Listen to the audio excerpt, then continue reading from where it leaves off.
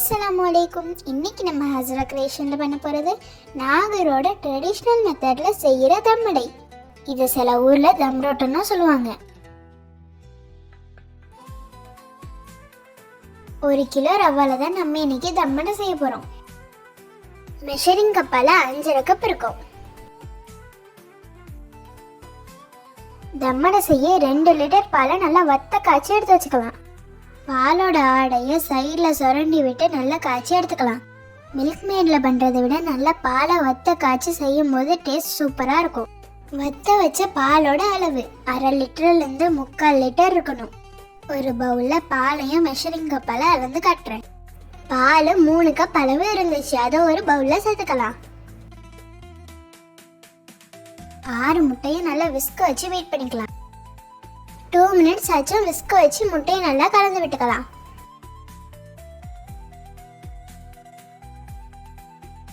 ஆறுலேருந்து 7 ஏலக்காவை மிக்ஸி ஜாரில் சேர்த்து ஒரு டைம் பல்ஸ் பண்ணி எடுத்துக்கலாம். ஏலக்காடை தோலை தனியாக சீடை தனியாக பிரிச்சுக்கலாம். வத்த காய்ச்சி வச்சிருந்த பாலில் ஏலக்காடை சீடை சேர்த்துக்கலாம். 1/2 டீஸ்பூன் ஆரஞ்சு கலர் பவுடர் சேர்த்துக்கலாம். கலர் பவுடர் வேணும்னா ஸ்கிப் பண்ணிடுங்க. அடித்து வச்ச முட்டையும் சேர்த்து நல்லா விஸ்க வச்சு பீட் பண்ணிக்கலாம். நல்லா கலந்து விட்ட பிறகு ரவாவையும் சேர்த்து கலந்துக்கலாம்.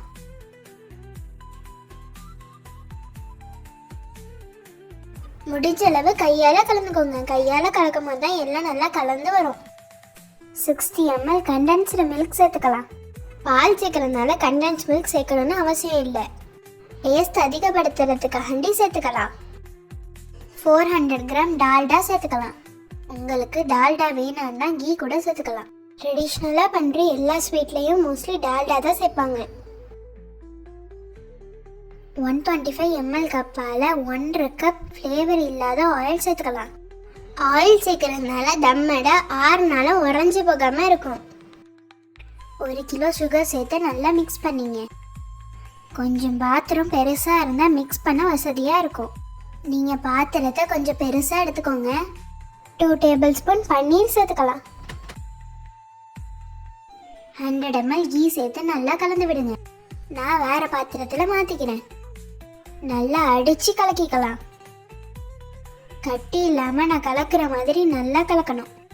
உடனேயும் பேக் பண்ணலாம். நான் 1/2 hour ஊற விட்டுடுறேன். ஃபுல்லாகவே கண்டென்ஸ் மில்கில் தம்மடை செய்யும் போது தான் 2லேருந்து 3 மணி நேரம் ஊற விடணும். 1/2 மணி நேரத்துக்கு அப்புறம் நல்லா ஊறி வந்துடுச்சு. பாதாம் முந்திரி விருப்பப்பட்ட நட் சேர்த்து கலந்துக்கலாம். நான் முந்திரியை குட்டி குட்டியாக கட் பண்ணி சேர்த்துருக்கேன்.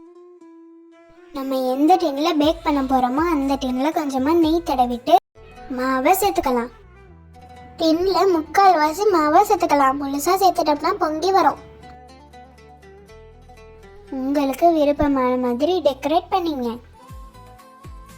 இந்த மாவை இப்படி சாப்பிடவே செம்ம டேஸ்ட்டாக இருக்கும். எல்லா மாவையும் டின்னில் சேர்த்துக்கிட்டேன். நான் இன்னைக்கு ஓவனில் தான் பேக் பண்ண போகிறேன்.